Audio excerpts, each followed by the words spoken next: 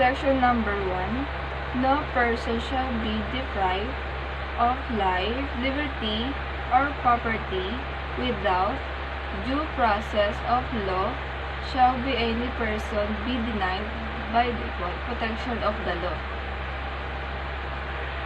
Section number 2. The rights of the people to be secured in their person, houses, papers, and effects against unreasonable research and whatever nature for any purpose shall be inviolable, and no search warrant or warrant of arrest shall be issued except upon probable cause to be determined personally by the judge after examination under or examination or complication. Section number 3. The privacy of the communication and correspondence shall be inviolable except upon a lawful or order of the court, a public of safety or order requires otherwise as prescribable by the law. Section number 4. No law shall be passed the freedom of speech, of expression, of or request, of the right of the people to assemble, and the petition of a government for readiness. Section number 5. No law shall be made respecting an establishment of religious or prohibiting the free exercise.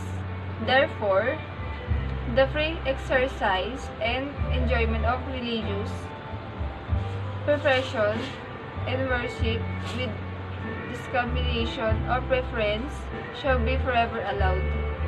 No religious test shall be required for the exercise of civil or political rights. Section number 6.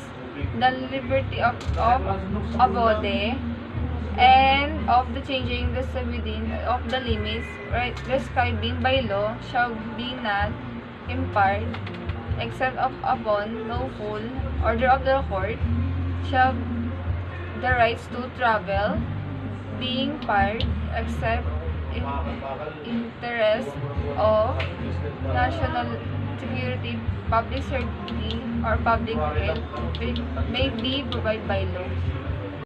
Section 7. The rights of the people to information on matters of public concern shall be recognized, access to all of record and to the documents and papers pertaining to office, acts, transaction, or decision, as well as to big government research data, using of basic of for policy development. This shall be afforded the citizen subject limitation as may be provided by law.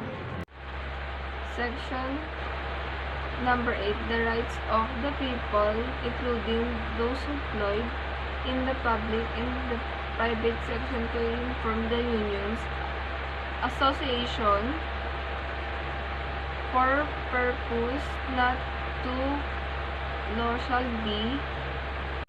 Section 9. Private property shall not be taken for the public use without just compensation. Section number 10. No law impairing the obligation of the contract shall be passed.